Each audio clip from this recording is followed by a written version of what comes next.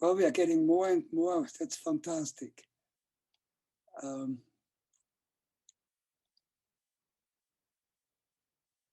Okay, anyway, it is 1:35, so we better start. Let me get Professor Hellsberg close into the ping for me. Okay, so welcome, dear Dr. Hellsberg. Let me say a few words about yourself and about all the wonderful achievements you have made. Also, just to repeat, for those of you who have longer memories, this is the second appearance, even though it's only virtual, you know, of Dr. Hellsberg with us, because he was here in 2014. This was a Richard Strauss memorial year, and the McGill Orchestra performed the Alpine Symphony.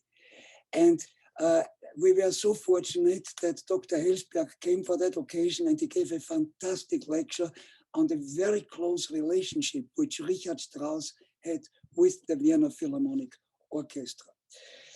Dr. Hellsberg joined, first of all, because that's the way it is in Vienna. In 1976, he became the member of the Opera Orchestra, of the Orchestra of the Vienna State Opera. That is the first footstep, so to speak, to get into the Vienna Philharmonic. Not yet in the Philharmonic, but basically you are already there where you eventually are going to be. And only 2 years later, he was already first violinist in the orchestra of the Vienna Philharmonic. And now it comes from 1997 until 2014. That was the year when he was also here. Professor Hellsberg was for pretty much 18 years, whatever you want to call it, president or Vorstand, chairman, CEO, director of the Vienna Philharmonic. Because the Vienna Philharmonic, of course, as the symphony orchestra, is a self-governing orchestra. They don't take cues from the conductors. They do it themselves, and then they invite guest conductors, the ones they like. That's the best thing anyway, you know. And as such, he not only played under some of the greatest conductors, which he, of course, will now talk about, you know, but he also dealt with them, you know, in his role as the CEO of the orchestra. So this is a fantastic occasion. Let me also say that nobody knows the entire history of that orchestra better than Dr. Hellsberg. Before he was in the chairman of the orchestra, he was also in the archive. He knows the history inside out. He has wrote already a couple of books about the orchestra, of which the most famous one is called The Democracy of the Kings. Now take a guess, who are the kings? Not the conductors, the musicians. And rightly so, because it's the musicians who make the sound. You know, we are just waving the air, and we better do that well, all right? But it's the musicians who actually regret. It's a fantastic book, and it's my understanding that it is on its way to be translated into English. I want to mention, and I'm almost done, I want to mention a few medals which Dr. Hellsberg has achieved. In Austria, which is his native country, of course, he got everything you could possibly get, you know, from the government and so forth, you know, no question about that. But in 2012, and this is significant, he also got the so-called Marietta and Friedrich Thorberg medal. He got it from the Israeli Cultural Society in Vienna because he really rectified the history of the Vienna Philharmonic, you know, which was particularly necessary during this whole Nazi period. And those of you who have done with me the seminar now about the legacy of great conductors, they know how unfortunately arts and politics in the 20th century have to be intertwined. So this is a very important medal which Dr. Hellsberg achieved. In 2014, he got an order of the so-called the Rising Sun, which is a very high order for non-Japanese recipients. It's a Japanese order, you know. And so, of course, the Vienna Philharmonic has I mean, every year practically been, it's a second home is Japan, you know. And for his many merits he has done in connection between Japan and Austria in Vienna, in that sense, he got that award. And finally, since we are living in a French city here, let's not forget that he also is the Chevalier de l'Ordre des Arts et Lettres, which comes from the Republic of France. And now I'm going to put myself on mute and let Dr. Hellsberg speak to us. Do not forget, after that, you are all invited to come to questions and take advantage of this unique opportunity. Thank you again, Dr. Hellsberg, for being with us. Please. Yeah, thank you, Alexis. Thank you so much for those kind words. And it's now difficult for me to continue, but let's just say good afternoon for you. Good afternoon or good evening to Paris. And I think the rest of you is in Montreal. Am I right? Or is some, you are all, so for the most of you, it's good afternoon. Yeah, it is true. I was engaged in 1976 by the orchestra of the Vienna State Opera, and to be member of the State Opera Orchestra means that one can ask for membership of the private association Vienna Philharmonic. So after 3 years of being member of the State Opera Orchestra, one can apply for this membership. So each of, nearly everybody of us is playing in 2 orchestras, the Vienna State Opera Orchestra and the private association Vienna Philharmonic. So we are entrepreneurs ourselves as Vienna Philharmonic. And before I started, before I was engaged, I was playing for 2 years. I was playing as a substitute of the Vienna Philharmonic. My first concert was in June 1974 with a conductor who is very familiar with Montreal. That was conducted by Zubin Mehta. And I played my last concert in 1916, so 42 years later, in Vienna. And the conductor again was Zubin Mehta.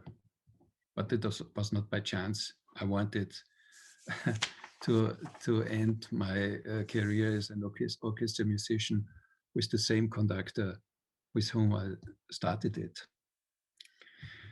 In 1975, I was, for the first time, I participated at, I was invited to play at the Salzburg Festival.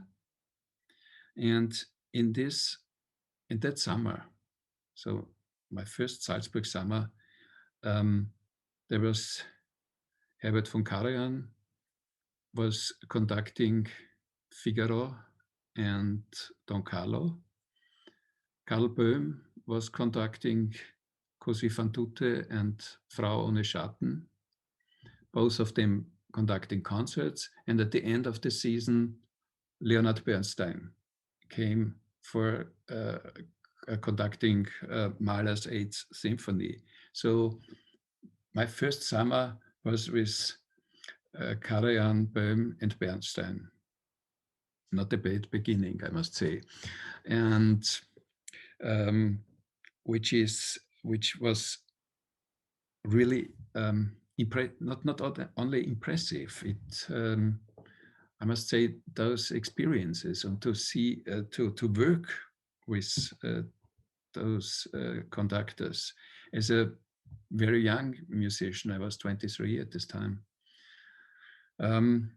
Was decisive for my life. I must say, I started to practice even more. I was used to practice, let's say, 4 hours, 5 hours a day and half an hour piano. And then I intensified the studies because I wanted to become member of this orchestra, to collaborate, to have the possibility to collaborate with artists of this ranking. And through this more than 4 decades, I mean, it is a lot of work our orchestra has to do, since we are part of, we are members of 2 ensembles. So that means a lot to play the state opera. The orchestra has the state opera normally. I don't speak about those times, but normally the state opera plays approximately 300 evenings a year and more than 100 rehearsals. Clearly, one doesn't have to play everything, but it's enough. As a member of the first violin section, I had to play about 160, 170 evenings a year and some 60 rehearsals, and the Philharmonic concerts are about 100 a year. And as long as I was chairman, I tried to play as many concerts as possible, and especially to be always on tour with the orchestra, touring, because that's so important. That a concert, a tour, you know, a journey is always also a little bit a risk, and something might happen, and so it's necessary that always maybe the chairman or the general manager, who is also always a member of the orchestra, is on this tour. On the other hand, it was a lot of work, but on the other hand, I had the chance and the opportunity, and I'm very grateful for this, that I came in close contact with some of the greatest artists of our time, not only with conductors, but also with great soloists. Jefim Bronfman, for example, or Lang Lang, or great singers like Plácido Domingo, or Christa Ludwig, and Birgit Nilsson. I was really, I knew that we are in a very privileged situation, that we, on one hand, in the state opera, we can collaborate with the greatest singers of the time and with some of the greatest conductors, and at the same time we are playing as Vienna Philharmonic, also with the greatest soloists and conductors. For me as a musician, this position or this membership in our orchestra has an enormous advantage. On the one hand, you are involved in the world of opera as a member of the State Opera Orchestra, and the stage and the theater. I must say I miss it a little bit since I've retired. It is its own world, and I was always fascinated by theater and by opera theater.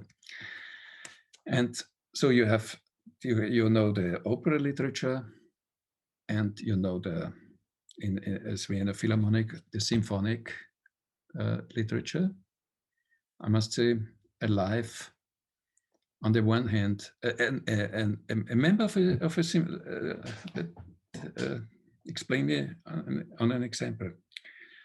A member of a symphonic orchestra never is confronted with, or nearly never is confronted with Wagner, Verdi, Puccini. Member of an opera orchestra is never confronted with Bruckner, Brahms, Mahler, with the symphonies of Mozart, with the symphonies of Beethoven or Haydn or Schubert. So as a member of Vienna Philharmonic, you have both, the opera as well as the concert, as the symphonic literature. Yeah, to tell a little bit about the conductors, about the most important conductors we played during this time. For me, the most emotional is what I said at the beginning, that is Zubin Mehta, because the first concert in 1974 and the last concert in 2016, I mean, and in between hundreds of concerts and opera performances and a close personal friendship. By the way, in 16 days, he celebrates his 85th birthday.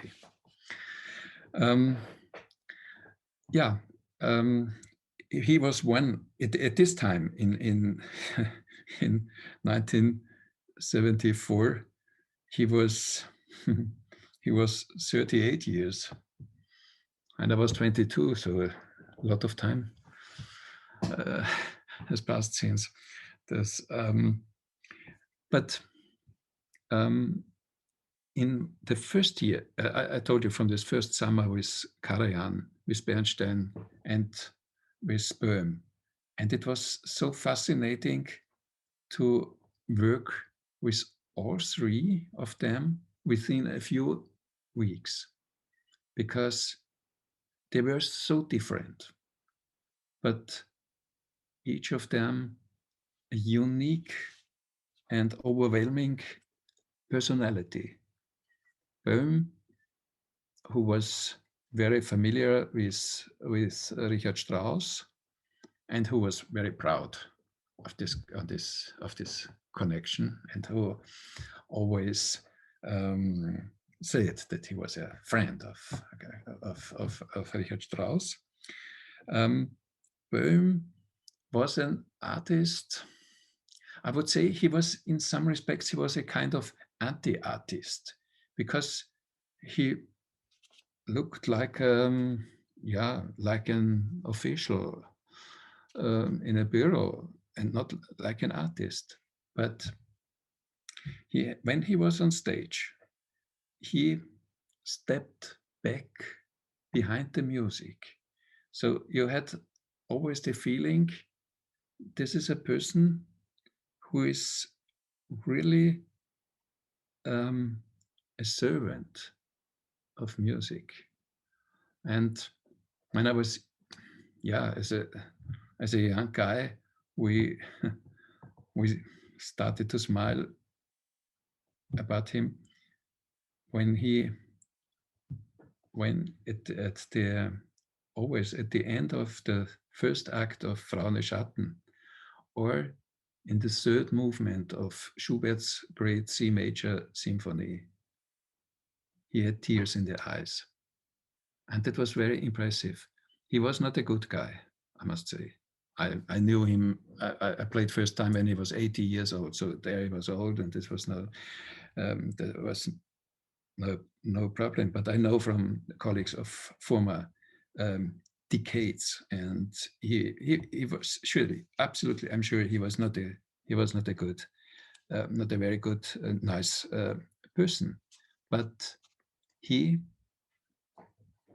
was very, as I said, a servant of music, and what he also had, it was incredibly precise, but did not lose the fantasy. I remember That must have been in 1979 or 1980. Böhm died in 1981 at the age of 87. So this was 1 or 2 years before he passed away. We made a record of Mozart Symphony 551, the Jupiter Symphony. And we played 2 times the third movement. And then the recording engineer came and he said it was 2 times exactly the same. It had the same, it was exact on the second, the same seconds, the same duration like the first time. So that was fascinating that this old man always had the absolute right feeling for the tempo, for the rhythm. He could be very exact, but on the other hand, he let us the freedom to play. He trusted the orchestra. That's what I would say after more than 40 years playing in an orchestra. The most important, and not many conductors, I must say, not many conductors are able to do this. Also excellent conductors. But I think the most important is that the conductor trusts the orchestra. And Böhm trusted us. The other one, completely different person, was Herbert von Karajan. He also could be very precise. He could rehearse. It was so, when he came for a concert production to our orchestra, in the last years when he had problems with his orchestra, with the Berlin Philharmonic, he came more and more, he worked more and more with our orchestra. And he said to a friend of him, he said once, he is coming home. So our orchestra had a lot of troubles with him as long as he was director of the Vienna State Opera, but a director, that's something very special. There's a relationship of the director of the Vienna State Opera with the orchestra, because the orchestra of the State Opera are the Vienna Philharmonic, so that's not so easy for both sides. But it's also can be a wonderful collaboration. And when Karajan in his last years, when he came, and we recorded, in the last years, we recorded Bruckner symphonies, Tchaikovsky especially, Verdi Requiem, Brahms Requiem. He started rehearsing, and sometimes he rehearsed, let's say, 1 hour or more on only 3, 4, 5 lines. And then, when he had the feeling that the orchestra sounded in the way he wanted us to sound, then it might happen that he played the rest of the symphony without any interruption.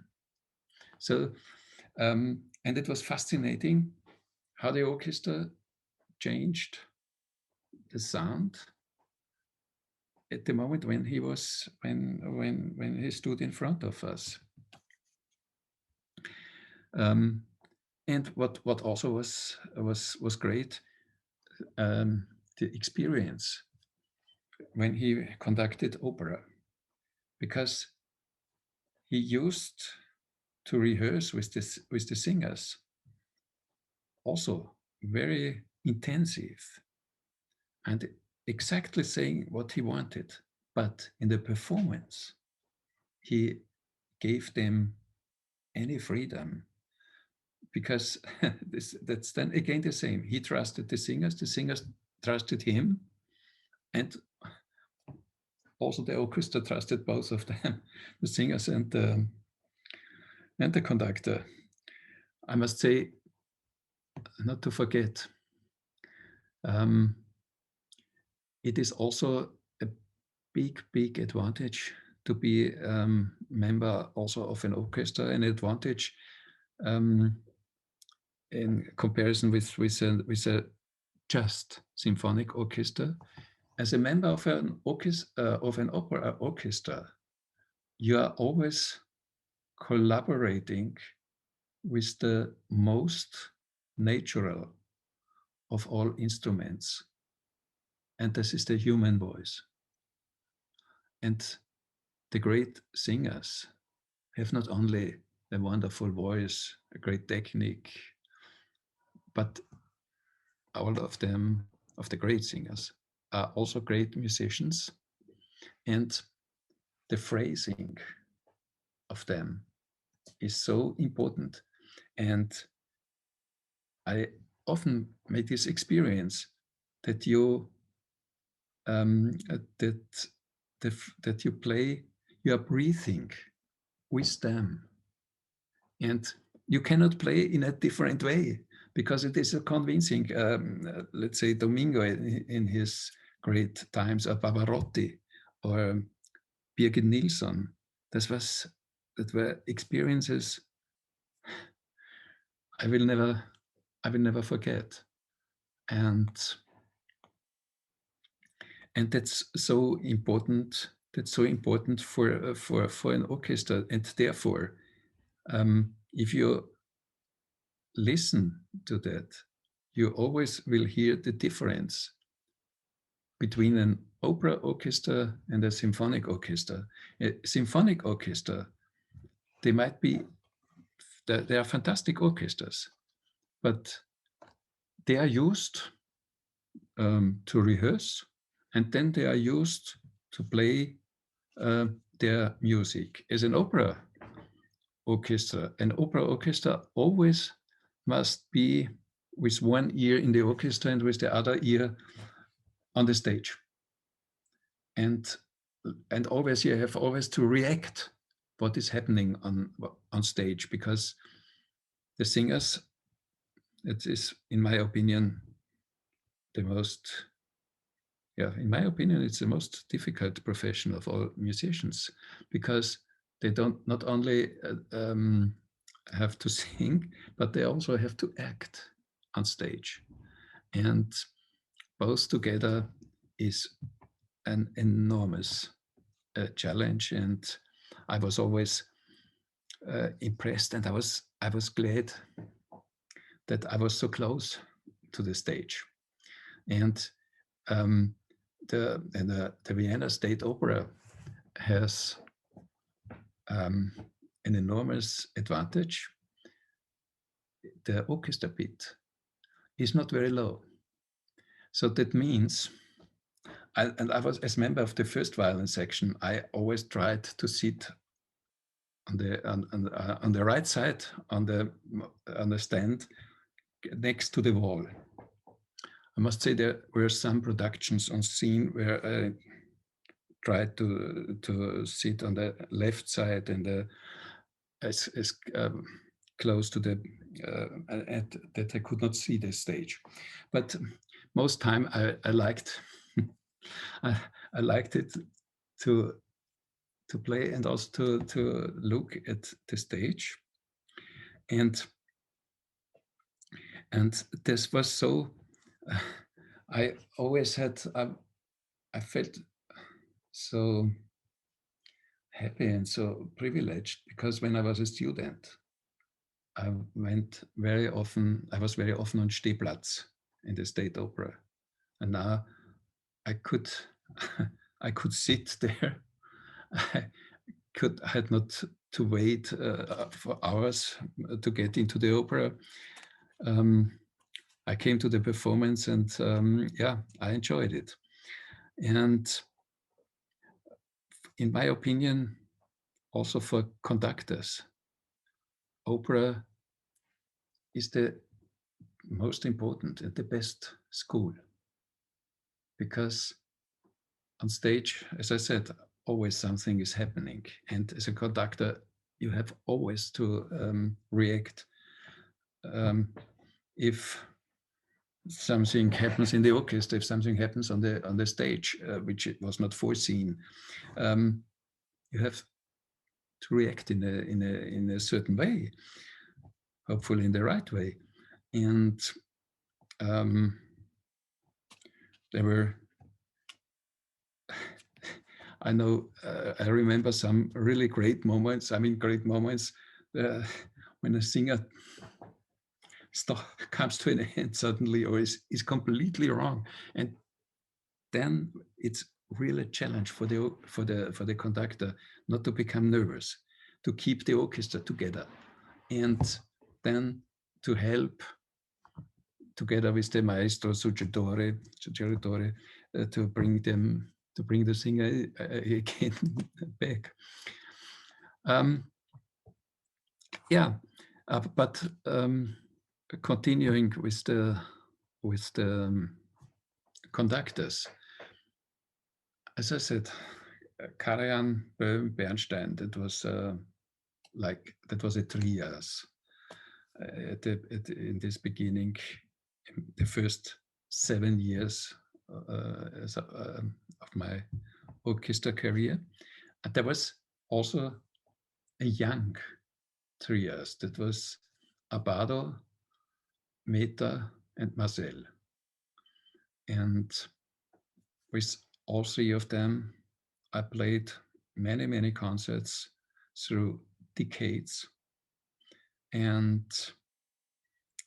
Abbado then left Vienna for Berlin. We didn't have so many concerts with him in his last years. I had only 2 during my tenure as chairman, 2 concerts in Vienna and a production of Wozzeck in Salzburg. But with Mehta and Maazel, I played lots of concerts, and I must say, and I was also, or I am still a personal friend of them. I was admiring the way of conducting the technique. Maazel was maybe the best of all with the technically, but also Mehta has a fantastic technique, and then must say this memory of those people.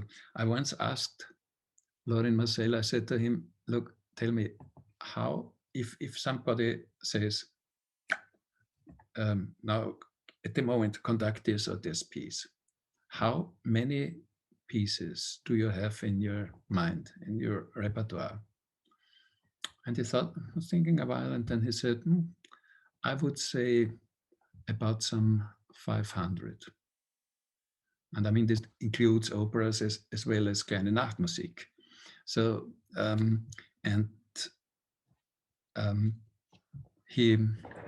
was once, I spoke with Daniel Barenboim, who was in Vienna, I don't know, for conducting all Bruckner's, not with our orchestra, but conducting all Bruckner symphonies or our Mahler symphonies, or playing all the Beethoven sonatas. And then we had lunch together, and I said to him, look, that's not only as a musician, but also just to memorize everything. And I mean, 32 Beethoven sonatas, or 5 Beethoven piano concertos, or 9 Bruckner symphonies. And he said to me, yeah, but this is nothing. I once met Lorin Maazel, and we were talking about what are you conducting here, what are you conducting there, and they were in that was in the airplane, and he said, yeah, I'm conducting now this and this piece next week. And he said, do you have the score with you? And he said, no. Then Lorin said to him, look, 4 bars after figure D, there is in the second clarinet is a C sharp instead of a C, and 8 bars before number 53 in the double basses is a D instead of a D of an E. And he said he checked afterwards. He checked the score, and everything was right. So he asked him, "Did you conduct this piece recently?" And he said, "Yeah, some 10 years ago." And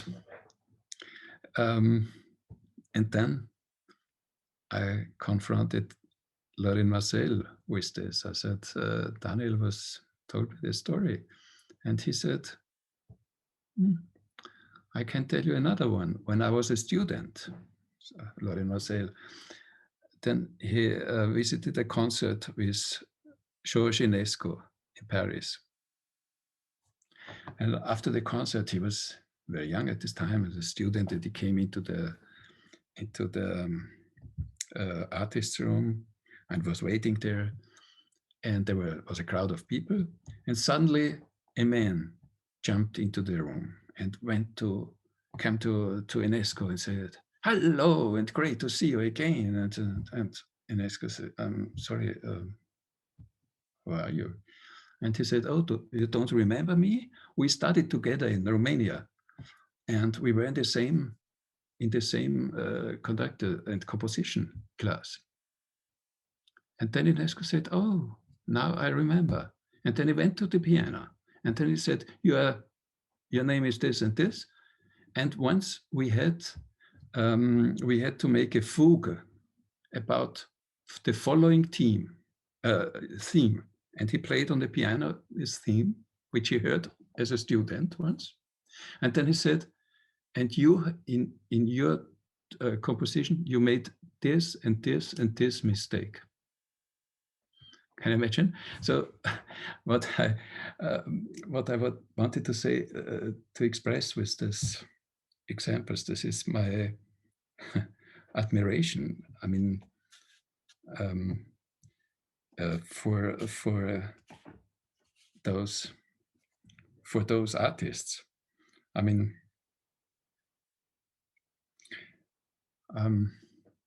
yeah, I was working with many great of them, and there are superb talents.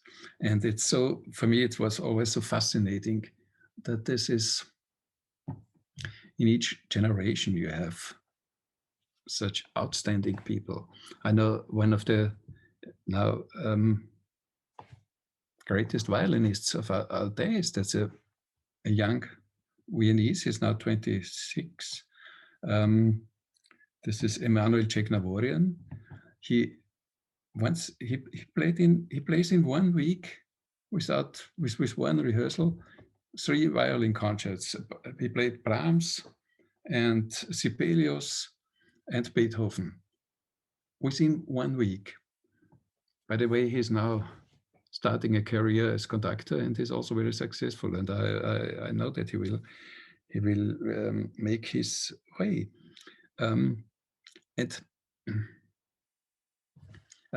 That was for me always moving to be confronted with very young artists. But some of them you thought, okay, that might become a great career. Some others you knew immediately that will be a fantastic career. I mean, Lang was, I think, 21 when I met him for the first time, and it was absolutely clear that that's outstanding. And also, with the same is with some conductors. I like to say this is the same. There are different. It's the same like in life. You have sometimes you have love on first sight. That's also can be between an orchestra and a conductor. Other relationships need a longer time to develop in the right way, and some confrontations are do not work. That says nothing, not everything about the orchestra or about the conductor. Sometimes they don't fit together. In other cases, it's, as I said, love at first sight, or it develops over a longer period. Love at first sight, for example, was between our orchestra and Simon Rattle. Love at a relation which had to develop over a long time was with Nikolaus Harnoncourt. I was playing the first concerts with him and the first productions, and that was, yeah, it was, I wouldn't say unpleasant, but it did not really work. But we insisted, and he as well, we waited for a time, and then I spoke with him a long time, and we agreed that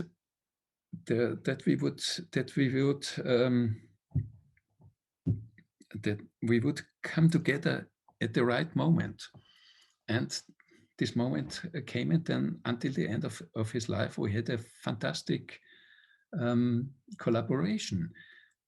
Also fascinating for me was the collaboration with Pierre Boulez. Normally, many people would have said before, Vienna Philharmonic and Pierre Boulez, that will never work. And the most interesting is that he conducted in the early 60s, he conducted one time in Salzburg. It was not a concert, and it was not an opera, that was a ballet production with Stravinsky pieces. And at the early 60s, most of the orchestra members, the orchestra was quite old at this time. Most of the orchestra members were engaged immediately after First World War, were old at this time, and were confronted now with the music of Stravinsky. That did not work. 30 years later, in 1992, he came again to Salzburg. We had one concert with 6 rehearsals, which is absolutely unusual. Normally we have 4 rehearsals. It was a very complicated program, and therefore we had 6 rehearsals.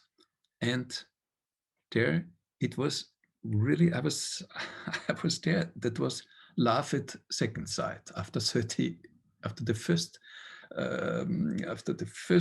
confrontation in 1962. So 30 years later, and it was absolutely perfect. And from this moment until his death, we had a real close connection, and not only as musicians, but also as human persons. And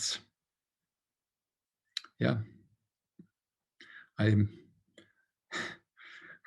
remember when he was first time, because I was lucky, I am still, but I'm lucky enough to be married with my wife. And at this time, when I became chairman, it was absolutely clear that she never would appear in the public, never would say any interview or something like this. That was absolutely clear. But I could invite the artists at home for dinner or for lunch, because also the greatest artists are, if they are traveling around the world, they are stars, and they are admirers. Some of them have even stalkers. but there are many hours of where they are completely alone in the hotel room. So I wanted to give them 3 or 4 hours normal family life. And when I when I invited Boulez for the first time, my wife said to me, "Yeah, okay, as usual, you must ask what he eat or doesn't eat, or okay." And I thought, can you ask Pierre Boulez what he wants to eat? But then I knew I have to ask him, and I said to him, greetings from my wife, but she would ask what would you like for, is there something you don't eat? Or they said, oh no, there's everything, everything. But if you ask me, then if I could wish something, then I want something very Viennese, and that is called Tafelspitz. That's a Vienna specialty, and he wanted to have Tafelspitz. Okay, that's a kind of beef. So he got Tafelspitz, which I personally do not like, but yeah. But Pierre Boulez was happy, and afterwards he wrote me a letter and said thank you, and the concerts were wonderful and so. And regarding the Tafelspitz, tell your wife, quoting Kennedy, I am a Wiener. This famous, what Kennedy said, I am a Berliner.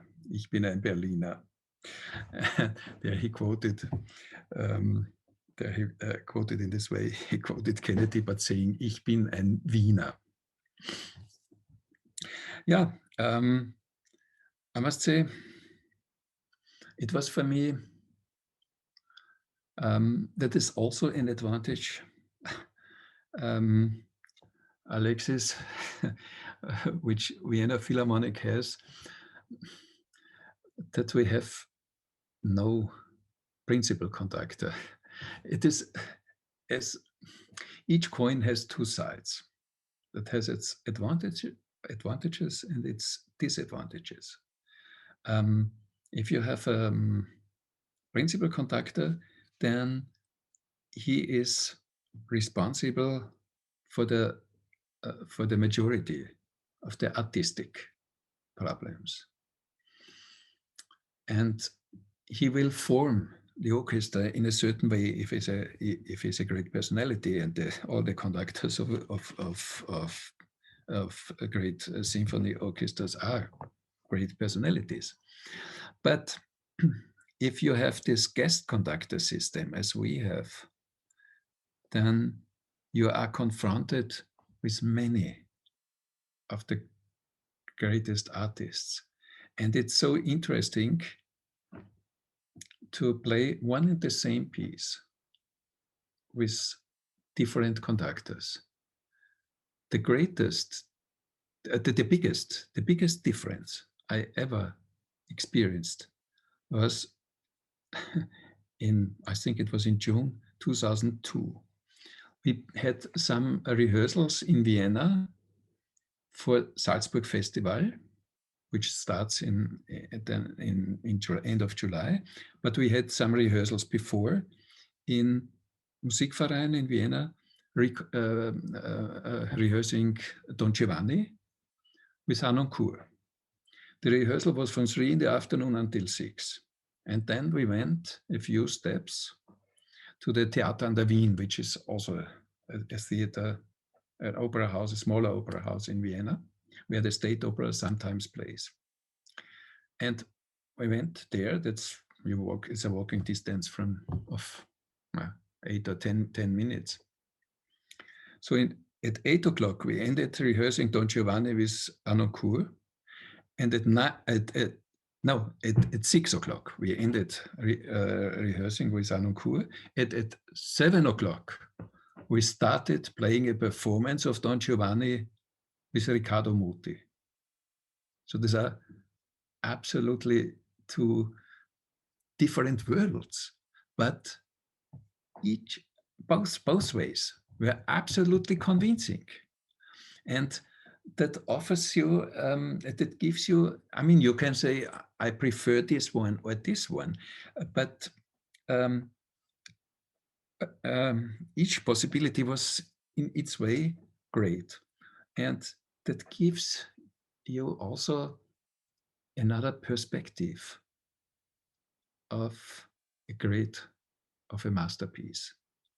No one can say, my interpretation is the best and is the only way.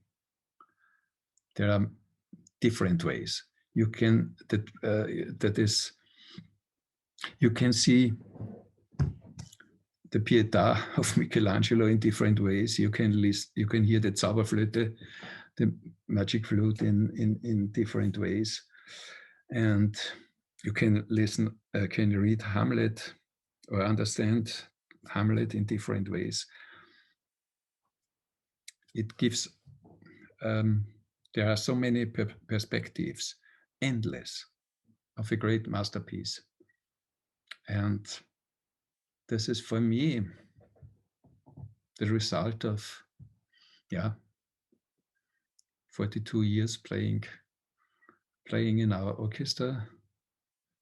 And I must say, I'm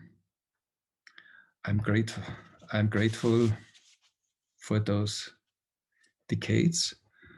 I'm grateful for the great artists with whom I performed, and that's what I will be grateful until my last day. I'm grateful for the work and the life, the pains, whatever, of the great composers. And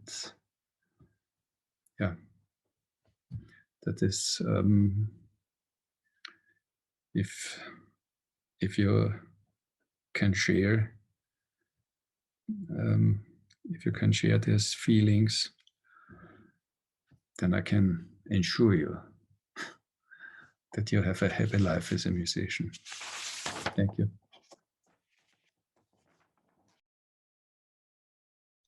Thank you so much. This was so deep and so personal and so enormously interesting to get the perception from somebody who has been so close as you have been to some of the great conductors, soloists, singers, explaining the things from so many sides.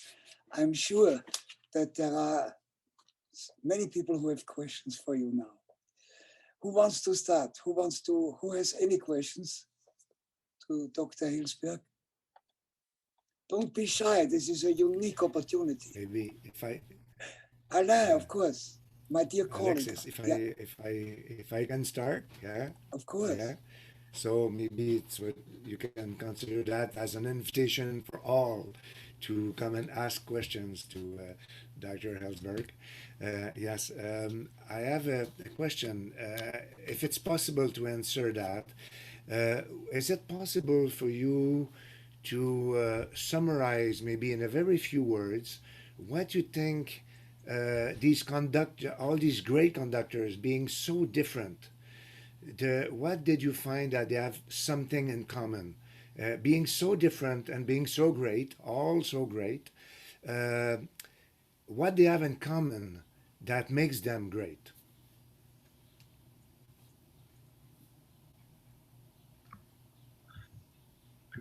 On the one hand, they are great personalities, but the decisive point is that they are really convinced, convinced by what they say to the orchestra. They must demonstrate that it's not a show or something, a technical, but if they say something, they are absolutely convinced that this is the right way. And yeah, I would say what they have in common is that they all could convince a huge majority of the orchestra. Thank you very much. Yeah.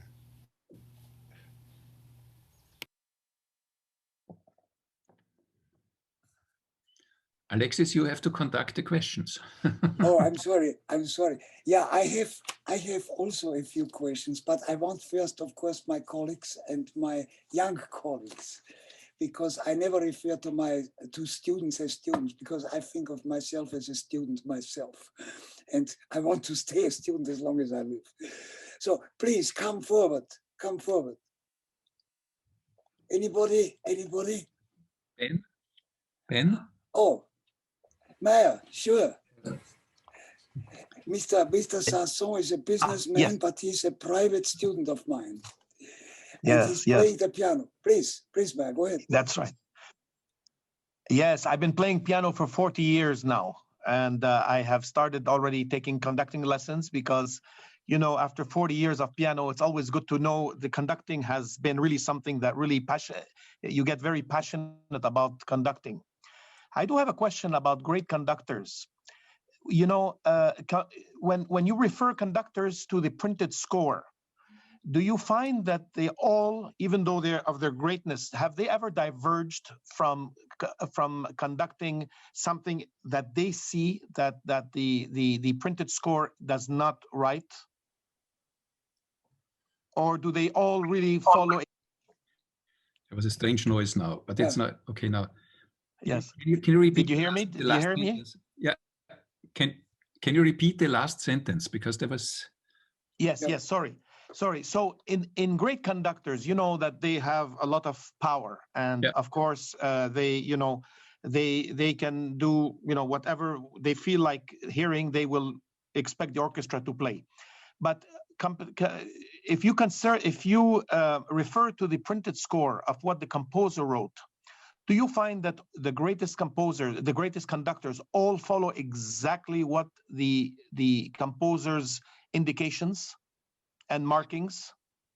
I mean, the indications of the composer, these are the basics. Of course. We have not only to play or to conduct the black things, that are the notes, but also the whites, that is the paper in between.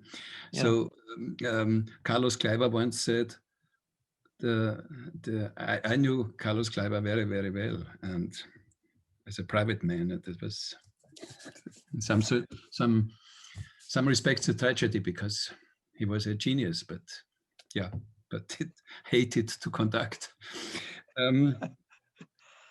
No, he once said it would be the most beautiful not to play or to conduct any music, but just to read, because the most beautiful is on the paper, but you cannot express everything, not really the real feelings of a composer.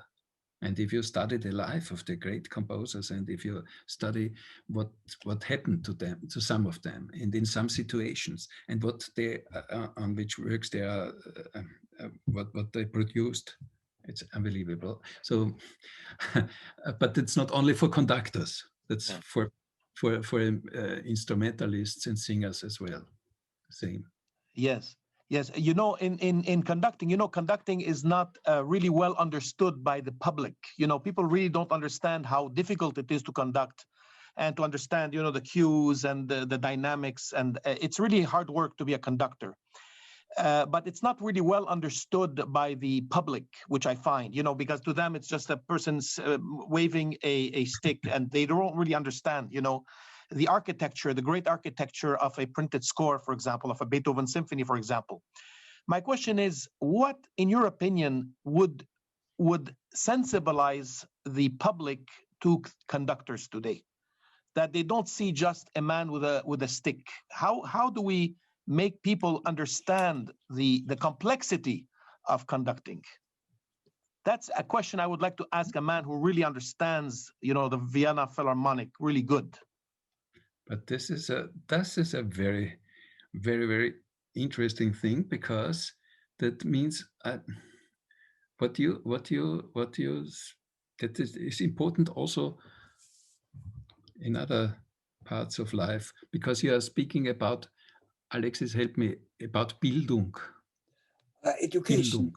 Education. Yeah, education. Education. But not, Cultivate. nicht Ausbildung, nicht Ausbildung, sondern Bildung. Well, but Ausbildung. Ausbildung, yeah. Well, it is the education. It's what you have learned. Ausbildung. On the higher, also Ausbildung is the higher word. More education is. And the your cultural background. Yeah. The question I was most often asked in my life as an active musician was, Vienna Philharmonic, do you need a conductor? That was the question I heard most often. Yeah. Of course, you need a conductor. Many people think it is just so easy. Riccardo Muti likes to tell the story of his first lesson as a student, when he was a student, when he started.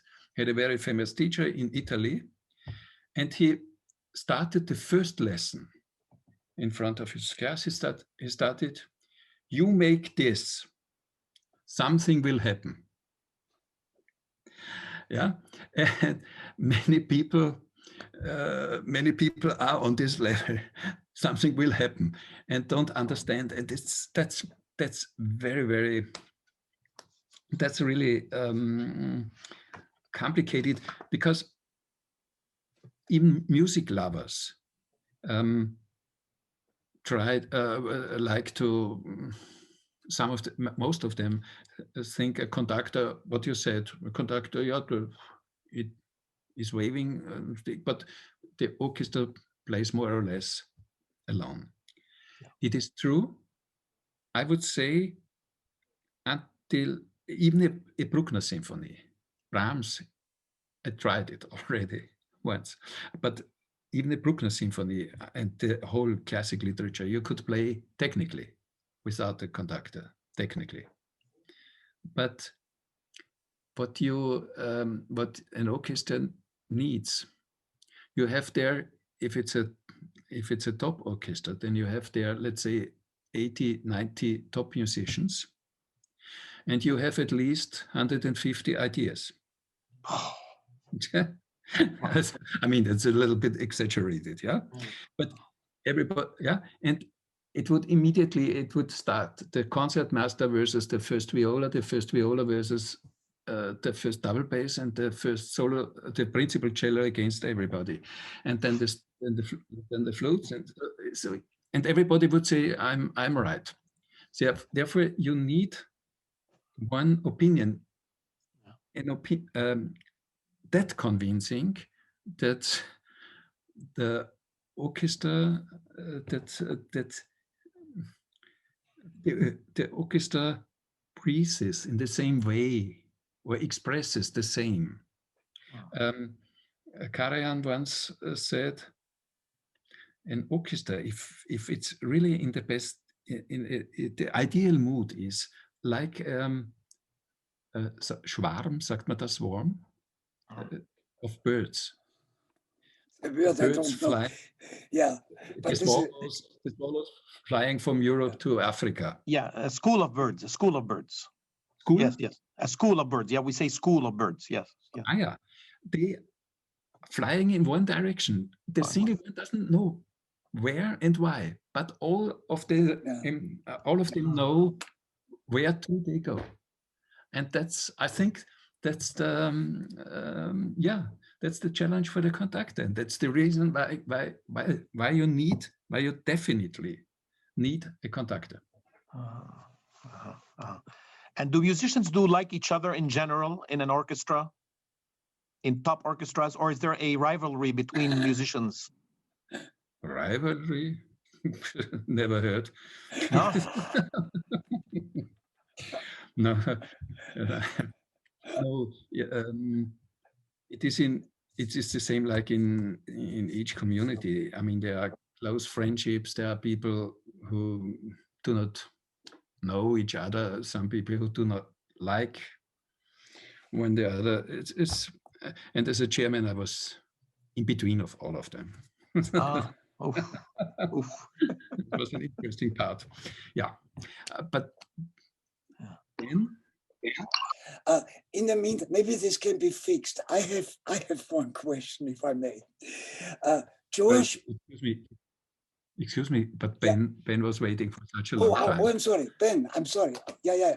Okay, I'm going to the Ben. Go ahead.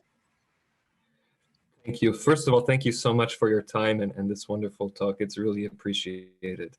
I have many questions, but I try to maybe keep to something essential. You spoke about how the orchestra adapted to these different approaches of different conductors.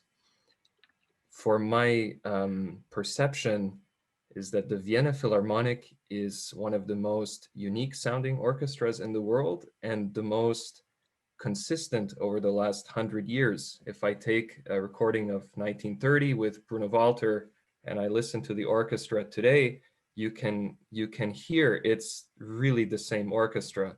And I know there are special instruments and the violins are handed down and so on. And so one question is, how does the orchestra, without a principal conductor who would maybe oversee the orchestra, how does the orchestra keep this identity, this really unique consistency over such a long period of time with different people and different, Yeah,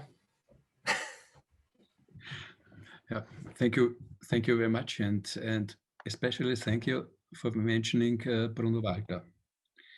There is a very interesting interview from 1960. He said when he heard Vienna Philharmonic for the first time, that was in 1897. Yeah, 1897. It was for the first time that he was at this time court opera, which is the state opera now, at the Imperial Court Opera, and at this time Gustav Mahler was the director there, and Hans Richter was still conductor there, and then 63 years later, he said,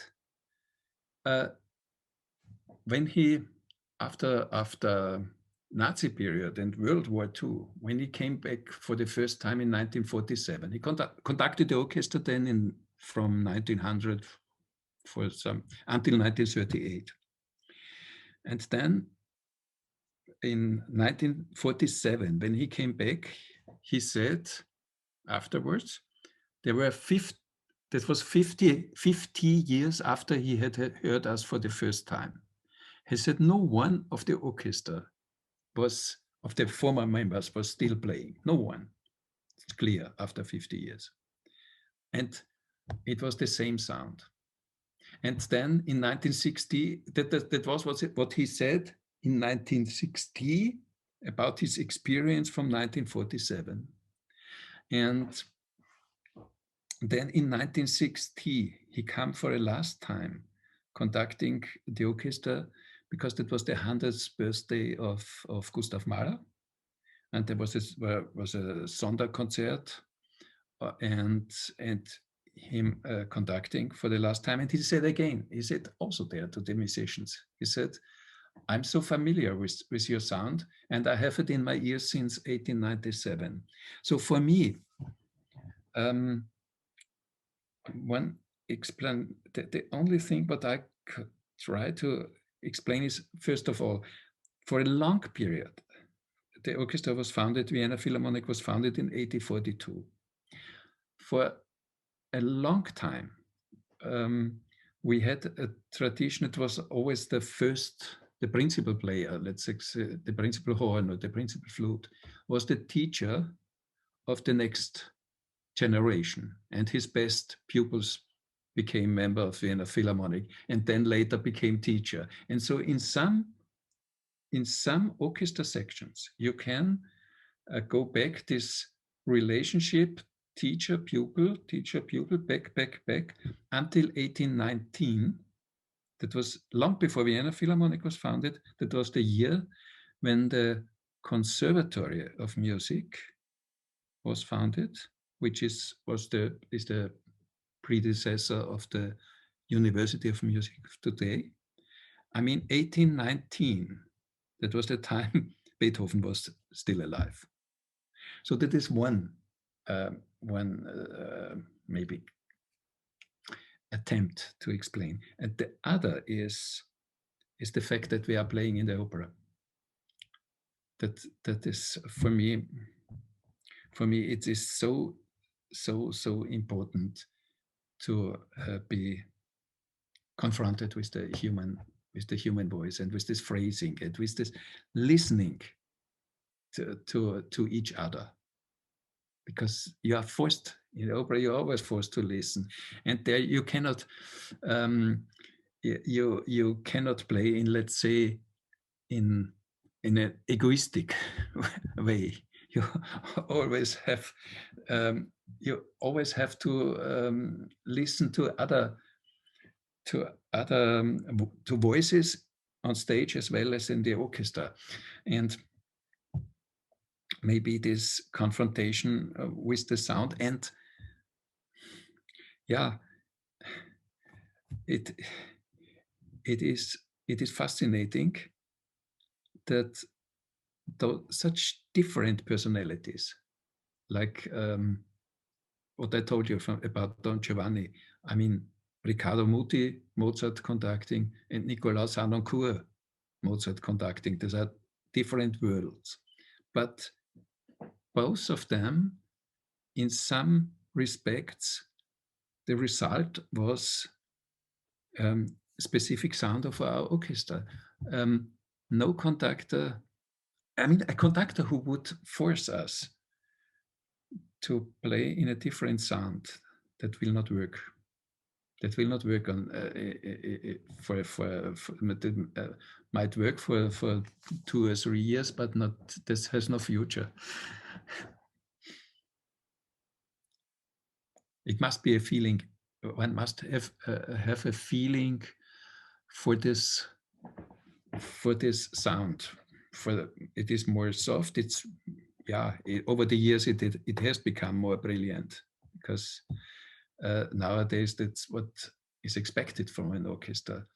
But so this feeling to the colors, especially in the piano and in pianissimo, and for I'm not sorry, I don't dare to say I'm a teacher or a conductor's teacher, but especially working on the pianissimo of an orchestra. That's so important, to cultivate and not to force the musician, but to help them that they love to play as pianissimo as possible, and to express it at the same moment, to express something. It's not a problem to play extremely pianissimo. The problem, the real challenge is also in extreme pianissimo to express something and to generate different colors. So that's what I would say.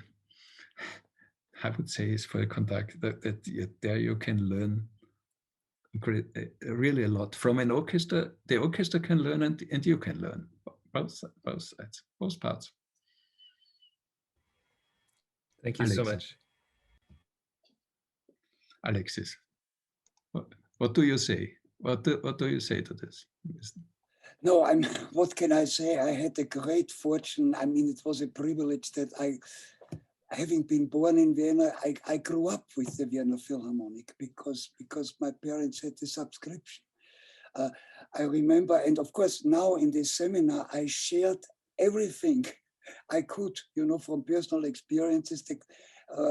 My colleagues, my young colleagues can testify it. You know, when Mitropoulos, he was in 1958, I started to go regularly to the Philharmonic concerts. Mitropoulos was the first great conductor I've ever observed.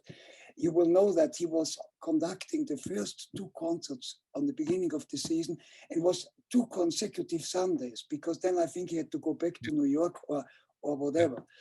And my love for Mahler started with Mitropoulos. When I heard, this was before I ever saw him, this was somewhere, it must have been around that time, I was with my parents in Tyrolia, way up in the mountains, and we had lunch in a small little inn. And you know, from 11 to 1 o'clock is on the radio, is always, ends are always the live concerts. And we came a little bit late to it, and I hear music I've never heard before in my life. It was choir, soloists, orchestra. What is this? And it was a beautiful sunny day. My parents wanted already to leave, and I said, please, I need to know what this is. And it turned out it was Mahler, Symphony of 1000, Salzburg Festival, Mitropoulos with the Vienna Philharmonic. And I'm so happy to see that all these things now appear, at least on YouTube. I find so many things I have seen 50 years ago. I can't believe it. More than 50 years, 60. It's incredible, you know. But all these conductors I could expect. There's no question that my own, if I may say this, why did I want to become a conductor? I mean, many reasons, obviously. I mean, I played a lot of chamber music with my parents and so forth. Going to concerts seemed to be the real thing. But another thing was really that I saw, and I told this my students too, these old conductors. I remember Schulich coming with 2 canes on the stage. Remember with 2 canes, and there was in the Musikverein, they almost built a cage around him that so nothing would happen to him. He was already in his 80s, and he was sitting, conducting. And the moment he gave an up, and you know his tempi were very fluent. I mean, this was no slow cookie, as I would say, like Knappersbusch, you know, or Celibidache or other ones. I mean, the man was, he was suddenly young again, absolutely. And I thought there couldn't be anything nicer to get old, you know, than with this kind of. I remember an old colleague of mine told me that Karl Schuricht was old, and his wife led him to the concert hall, and he was the stagehand or some led him to the conductor stand, and he said his hands were shaking, and the moment he had the baton in his hand, he was absolutely calm, and it was perfect. Amazing. And very clear, I remember. I mean, you know, because many older conductors, and I think the Philharmonic was almost specialized, you know, to play great concerts, even if the beat was not clear. Well, we don't. But another thing which impressed me so much, and this is also something I'm passing on. I think all my conducting students will say that I do. It is so important. I mean, the many jobs which we have as conductors is to make musicians listen to, and not just watching the beat. The beat is an optical thing, but to listen to it, it's the most important thing. And I'm telling the story of Karajan, which really impressed me in Salzburg, 1970. Brahms Symphony No. 1. And it was this conducting course where we were all sitting there, you know, and a few conductors started already, you know, 1, 2, 3, 4, and so on, you know, the beginning and so on. And he followed, said no word, nothing. Looked at that, so quasi good beat and stuff like that. And then he got up, he gave 3, not 1, he gave 3 upbeats. And after that, he looked at the timpanist and just started to go like this, you know. And this was a school orchestra.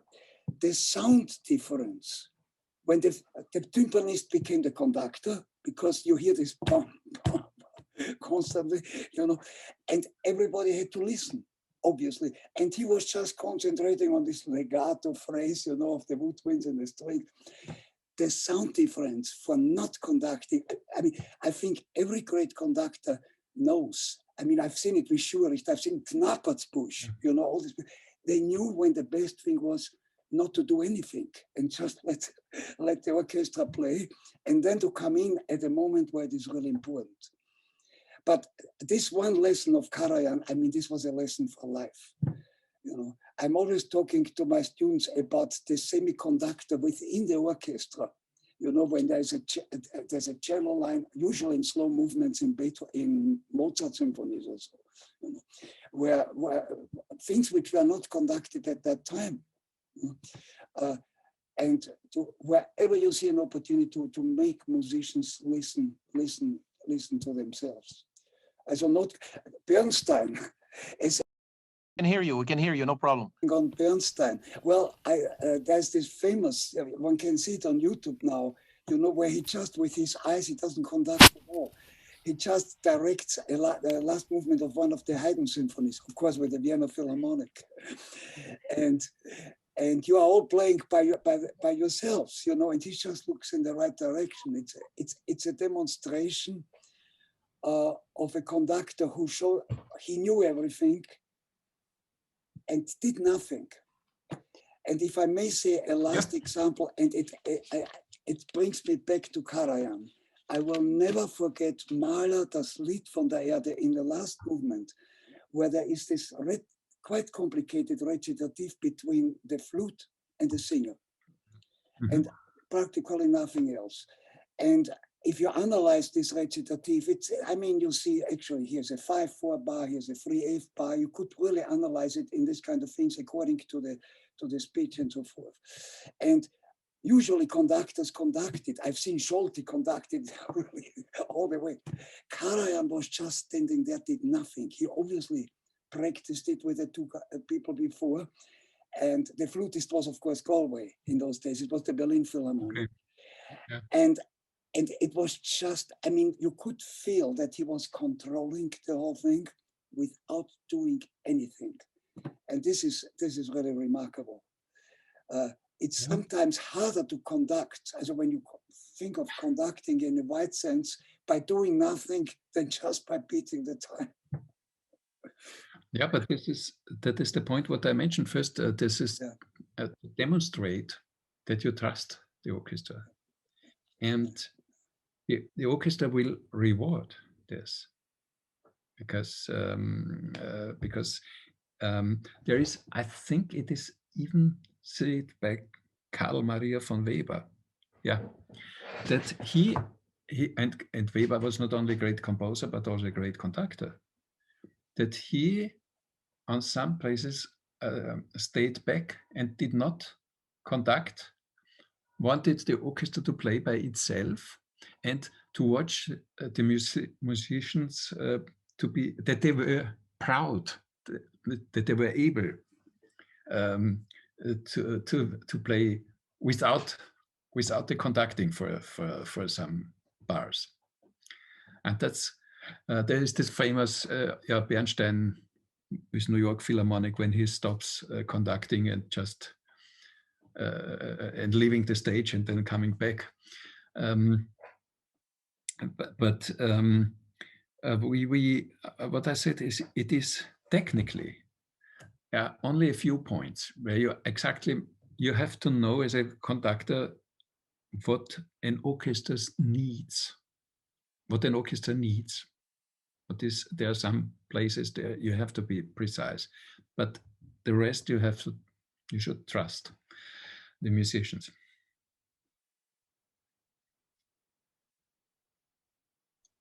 When it comes to that, from those conductors I was fortunate to observe in rehearsals, I have to say Karajan was number one. I mean, and even until the end, the last time I was in the rehearsal, it was in Salzburg, it was Berlin, and the situation was not so rosy anymore between them. and they played a Symphonie Fantastique. What means played? I mean, he rehearsed the first 5 bars, you know, this easy, for 20 minutes. Yeah. It was Yeah. unbelievable. I mean, this and this and this and this, you know, and it created an incredible tension. And after that, he ran it no stop, and the musicians were sitting on the edge of their chair until last moment. This was very impressive. And the other thing, which you also know, of course, certain places, particularly when it was a Brahms symphony or Beethoven, or where he knew this would go the way he wanted, he would not touch, not even in a dress rehearsal, but he would focus only on what he wanted to. So in that sense, I think he was incredible. Yeah, I remember once we played, I think it was a Tchaikovsky symphony, and he did the same. What was my experience was working on the first bars, and then when he had to feel it, now it's the sound he wants, then let us play the rest of the symphony. And one time we had a concert where he even in the first violin part, it was maybe half of a page. We did not one time play in the rehearsal, not one time, because he was so absolutely sure that for me, he also trusted that the material was okay, because if then at the moment if you see that there is one page is missing on stage, that would not be a good feeling. But it was enormous. He was maybe the number one at this time, and to see that this artist trusts the orchestra in this way. And he sometimes also said, I don't have to explain you this, you must know it by yourself. Oh, he liked to say, in German, he said, kennen Sie das Stück? Kennen. Kennen means, do you know the piece? Kennen Sie das Stück? And then when we said, oh, yeah, then he said, I didn't ask, ob Sie das Stück, whether you kennen oder können. And können means can. I wanted to know whether you can this piece. And that was always an atmosphere. Everybody laughed, and he was always a little bit cynical. But what is also important, he and Carlos Kleiber, they had fantastic, also Hanokkur, they had fantastic pictures. Yeah, they could say something which had nothing to do with music, but explained an expression or explained the musical theme in a unique way, and you immediately understood what he meant. I tell you an example. Karajan said, sometimes used on some places where the strings have fortissimo tremolo, suddenly, and as soon as possible. He said, normally, I don't want to see that you move the hands. It must be that fast. But but what he said as a picture, he asked, did you ever step with bare feet into the nest of wasps? You know? You know what then happens if you do this? Then all of these wasps will fly away and it makes a special sound. And he said, in exactly this way, you have to play this tremolo. If you explain this to a musician, you must not say anything else. You must not say play faster, play louder, play. You will get the right. You will get the effect you want if you make it clear in such an extreme way. Professor Hellsberg. Yeah. I'm finally on the screen. Yeah. First of all, welcome virtually to Montreal. brings Danke. wonderful memories to me. Eddie Kudlak, Yeah. a friend of ours, and I remember an event where I went for the first time to the Musikvereinssaal, which is not so long ago. My family is from Ukraine, from the area of Lemberg. We ended up in Austria after the war. And in the Stephaniensaal, Hanenchor and I were hiding behind the seats, listening to rehearsals of the famous conductors who came, not the Philharmonic at that time.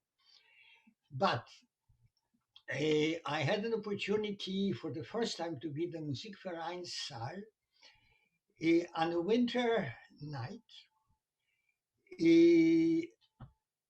Preben was conducting, I think, Midsummer Night's Dream in the first half, and then Die Metamorphosen. Yeah. I don't know if you were in the orchestra at that time or not. Yeah. But I was crying because this was such a fantastic event to be in that hall. So my memories, and welcome to you, of course. You know, we heard the Philharmonic on tours, the Eroica in the Boston Symphony Hall with Karajan was fantastic. And Karajan came to Montreal soon after the war, when we ended up here. It played in the Forum, in the hockey arena. As, and to see him move from the audience, it was also an aesthetic experience of great depth. So thank you very much for bringing the memories and telling us all about these great conductors who we also admire. Thank you. Danke. Dankeschön. Danke Ihnen.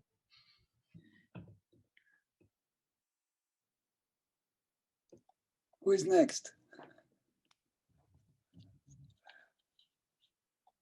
Ja, bitte. Dr. Hellsberg, did you develop, I would say, a peculiar relationship or a close relationship with when you joined the Wiener Philharmonic with the very Wiener repertoire? I think about the Strauss Familie or the Zuppe or the Lahner, Nikolai, because you didn't speak about the famous Das Neujahr concert.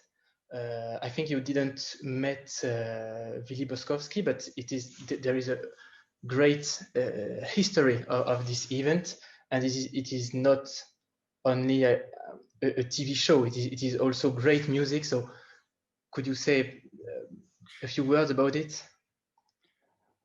I played my first New Year's concert in 1978, and that was Willy Boskowski conducting. Oh, okay. So I played with Boskowski, and I played also in some other with the Wiener Mozart Ensemble. I played a production with him. I mean, the New Year's concert is an extremely special event, and there's also many people think, oh, that music is that's easy to play. I mean, each musician knows that this is completely wrong, but I must say, I was always proud when each time when somebody said to me, yeah, this music is easy to play, because then I knew we were right. Yeah, it must sound completely easy, but in reality, it's such a delicate and great music, and you have. I know one of my predecessors, as chairman, Alfred Altenburger, once asked Lorin Maazel, who conducted the New Year's concert 10 times, he once asked him, and he said, what do you mean? What is more complicated? The New Year's concert, the waltzes, or a Beethoven symphony? And they said the waltzes is much, much more difficult, because you have also which repetition. The first waltz without, the second with, the third with repetition, and the cup. It's technically difficult, and this music, the Strauss music, is that excellent that that's in some respects a kind of problem, because you hear this music often played not in a very good way, but it is still a good music. If you play Beethoven in a bad way, then it's not good. If you play Mozart not in a good way, it's not good. But Strauss will always sound very good. But to find out all the colors of these geniuses, especially Joseph Strauss. Johann said he is the better of. He is the bigger talent. I am the more famous. And that's in some respects is true, but Johann Strauss also was a genius. But if you really like to understand this music, then first you have to listen not only with the ears, but with the heart. You have to listen to Joseph Lanner. That Lanner was 4 years younger than Schubert. So they are contemporaries. And Lanner and Strauss' father, who was born 7 years after Schubert, they are the direct connection from Schubert to to Johann and Joseph Strauss. And Lanner and Strauss' father, that is Schubert time. Johann and Joseph is Wagner time. And to realize what geniuses in many respects those guys were, the first time ever that music of Wagner was played in Vienna was played by the ensemble of Johann Strauss. He was the first to play some pieces of Wagner operas in Vienna. So they were interested in everything. They were interested in the developments of music, of politics, of techniques. Yeah, they were always at the head of their times. And all this is reflected in this music. And in my opinion, but it's easy from a view back to history, I think you also feel in this music the end of a 600-year area of the Habsburg Empire. You feel that it comes to an end. I mean, Johann Strauss died in 1909. That was 19 years before the Habsburg Empire collapsed. And I think there is something, a kind of fin de siècle, which you hear in this music. It is, in some respects, this music is not only fun and joy, but in this music is also a kind of very delicate sadness, which reminds on Schubert. Schubert, who is able to smile with tears in their eyes, huh? And something of this feeling is also in this Strauss music, and you can discover all this. But to realize that needs that needs greatest artists. Vielen Dank für das Antwort und das Gespräch. Danke. Also, if I may just add something, when the Strauss Kapelle, when they played Wagner, it was in a coffee house, it was in the Café Dommeier, if I'm not mistaken, the first time. Oh. And it was excerpts from Tannhäuser. Tannhäuser, yeah. And Wagner deeply adored the, yeah. So we know from all these so-called serious composers, Brahms, Wagner, in one way they were controversial, but they all agreed on Strauss. They loved the Strauss because they realized, of course, that there was so much more than, it was seen in a way superficial, but this is totally wrong. There's a depth to it.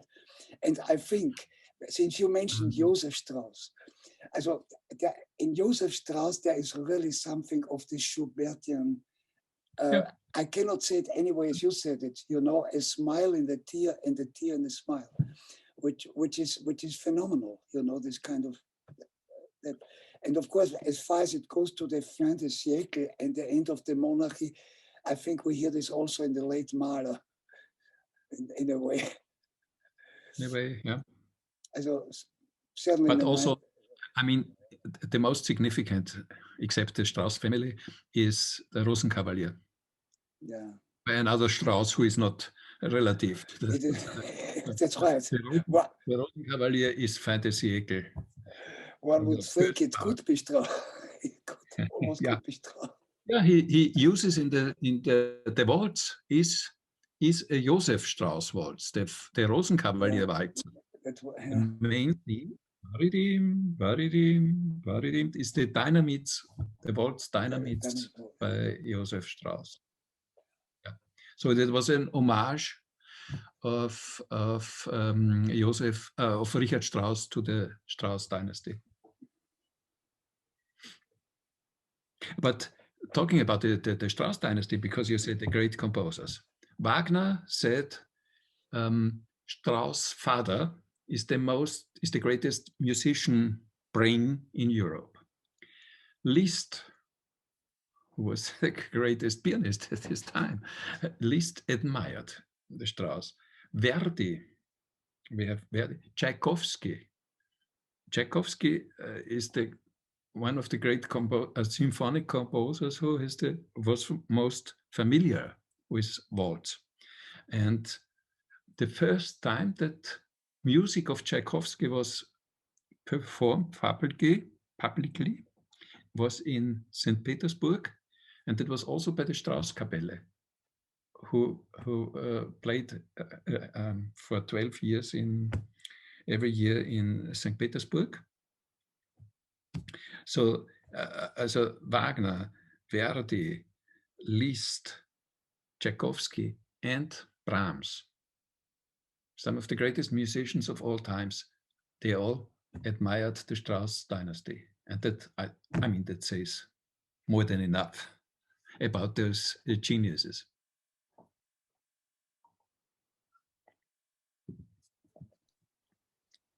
Anybody? Take advantage. Yeah, Ben. Thank you again. I it just came to mind maybe a more pragmatic question. How would it be that a conductor becomes invited for the first time to conduct Vienna Philharmonic? What is the process like? There's different ways. So, in some respects, classically would be that we know a conductor from the opera, of the state opera, and then invite for concert. But also, I mean, we are always in contact with our conductors, and they say, have you heard this or this young colleague, or with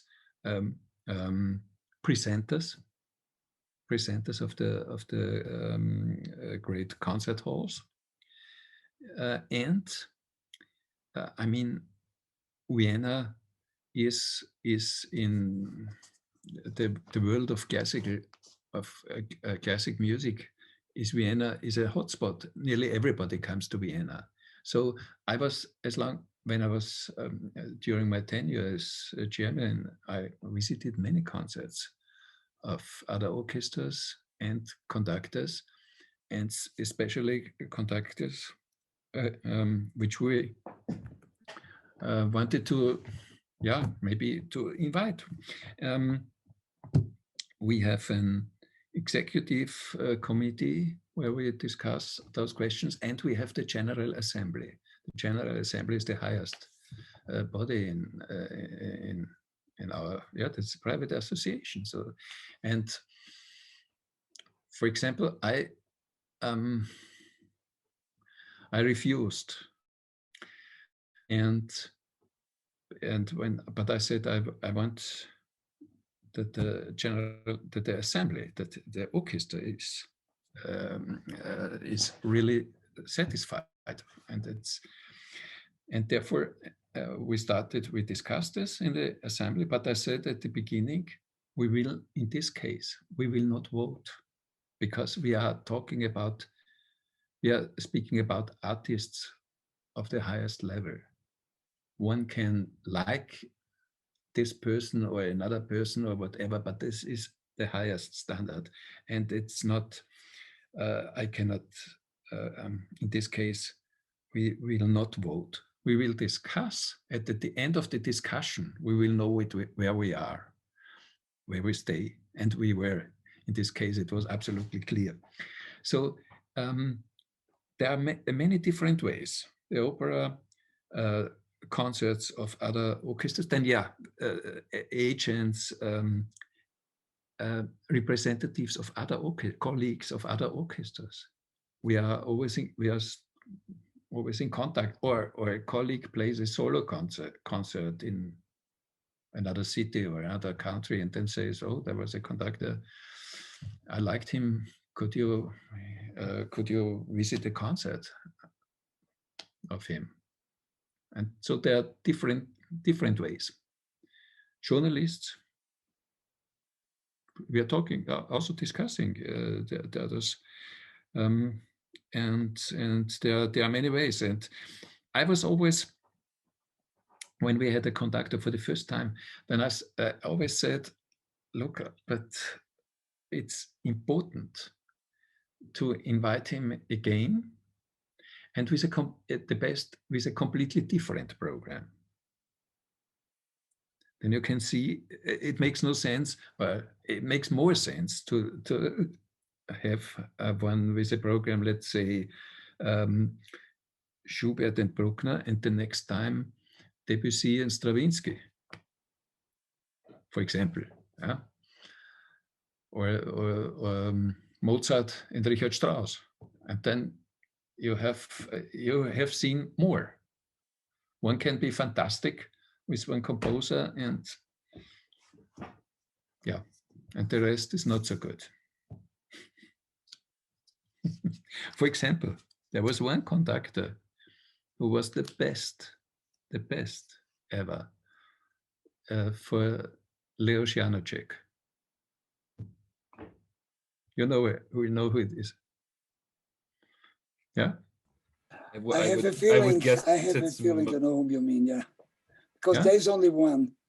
There's one. Yeah. There's only one who was absolutely the best, better than not a Czech conductor, by the way. Charles Mackerras. Yeah.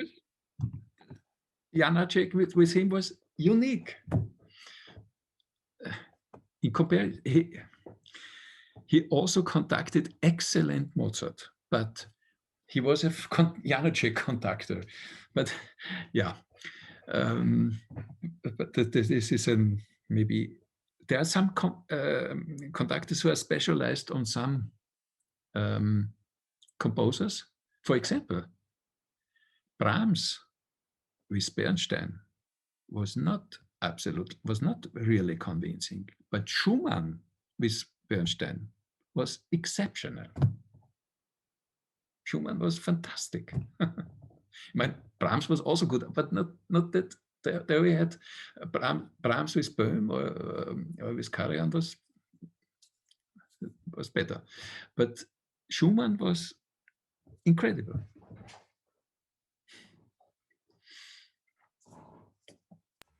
Thank you.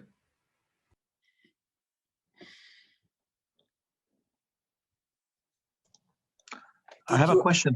Oh, no, go I ahead. have a question, if I may. Do you recommend conductors today to specialize in the composers that they are good at, or do you find that it's better that they see other forms, completely different forms of music? First of all, I think it is always in every not to specialize too much, to have a wide ranking of interest. And the other is, I would recommend conduct as well opera as well as symphonic literature. Opera for sure, absolutely. And if possible, to play chamber music for a conductor. Play chamber music. Most of them are pianists. Yeah. Many of them have friends in many orchestras. To play, it must not be in public, but to play chamber music with friends and to remind oneself what it means to play an instrument. Absolutely. Thank you. Thank you very much.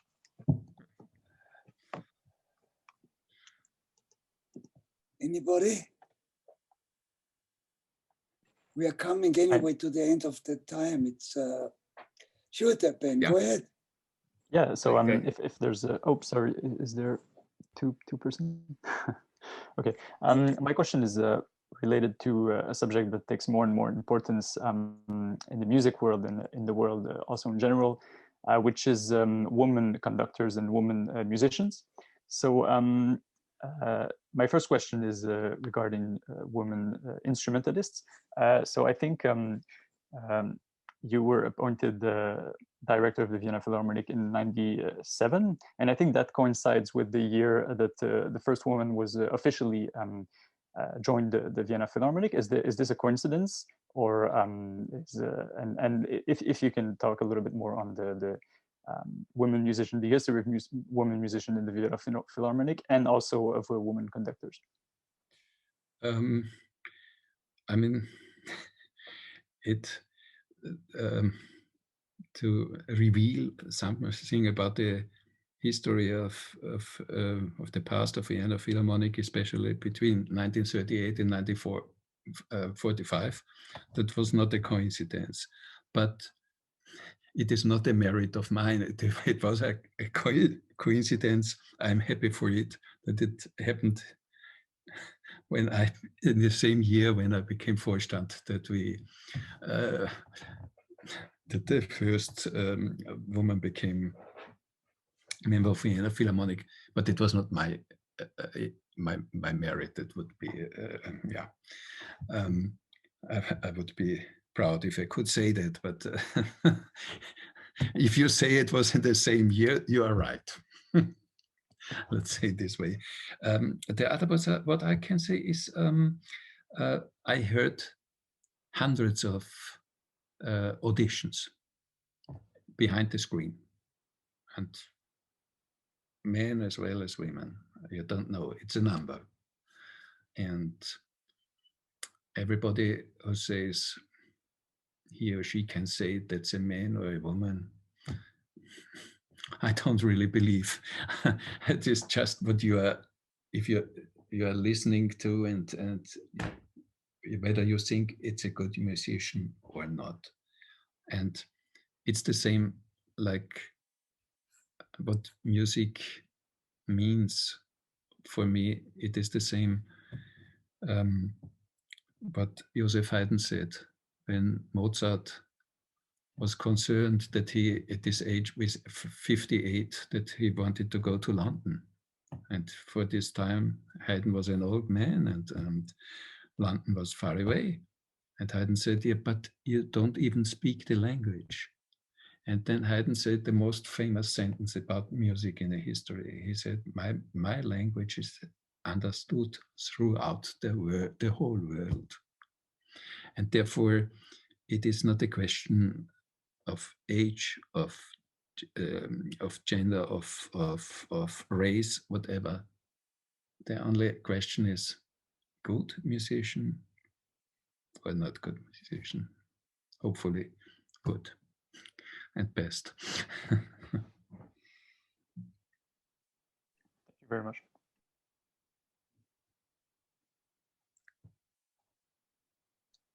Ben, you wanted to say something?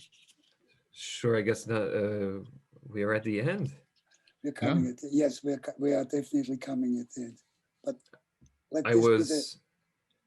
I was curious if there was one particular project or one particular concert or experience in your time with the Vienna Philharmonic that really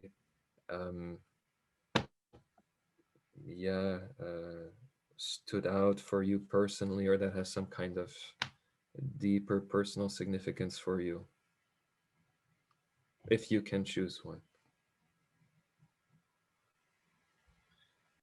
The New Year's concert with Karajan. Because it's very moving, yeah. He knew he was at the high point of his career, of this unique career. And he knew it was for the first and last time that he would conduct. We knew it, and everybody in the hall knew it. And when we played Sphärengänge by Josef Strauss, and in the introduction, and he started creeping, and at the end, so that was really you could see this, that was it was not just the music, it was more than it was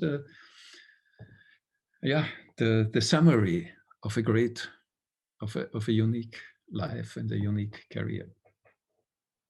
But it is a difficult question because I had so many experiences I'm grateful for, I must say. But this was an extraordinary because this situation was so outstanding. I mean, when we played the New Year's concert with Georges Preter, I think he was 83 at this time, when he played it for the first time. And it was so great that we immediately said, we must invite him as soon as possible. And therefore, 2 years later, he conducted it again. With Karajan, we had no chance. We said that was the one and only time. Yeah, but also the last concert with Böhm in Japan, with Karajan in New York. New York, yeah. Bruckner, I think. Yeah. Bruckner. One program was Unfinished and Strauss Dynasty, and the other was Bruckner 8. And there were articles in some newspapers speaking about Karajan's Nazi past, and so it was written in some papers, people should not buy the tickets, or if they had already bought, they should not come to the concert. So there was some tension in the house. And Karajan said in the rehearsal, he said, whatever happens, we stay calm. And then he went on stage. He did not walk. He was led by my predecessor as chairman, Mr. Riesel. He had to help him on the stage because he could not walk one step by himself at this time. When he entered the house, the whole Carnegie Hall stood up, standing ovations at the beginning. That was unbelievable. And that were moments I will never forget. Or the same with the old Karl Böhm in Albert Hall in London. I mean, how many people are there? I think 8,000 or something like this. Huge, yeah. Yeah, Very and we huge. played the Eroica there. Yeah, and play, and this old man came out, and this was, the whole house was sprang up and was enthusiastic. Carlos Kleiber, where you could feel the tension even long before he entered the stage. Abbado in the last years, Bernstein. Also, yeah. I mean, when I was engaged, some colleagues told were in the same way speaking about Furtwängler, about Toscanini, about Richard Strauss conducting. I must say, I would have liked to have played with them, but I also played with great artists. And I'm grateful. And we are grateful. We are grateful to you for having shared so much with us. These were the fastest 2 hours I have ever experienced. Thank you. Thank you. In a long time. Dear Dr. Hellsberg, thank you so very much. This was absolutely wonderful. I'm sure everybody here will not forget it. And we wish you all the best. Thank you. And I hope to see you in Vienna in the summer, later on in August. I hope so, if COVID allows it. Yeah. But once again, thank you so very much. This all the best to all of you. Was just great. A great gift. You see. Thank you so much. Thank you. Ciao, ciao. Bye-bye. Okay.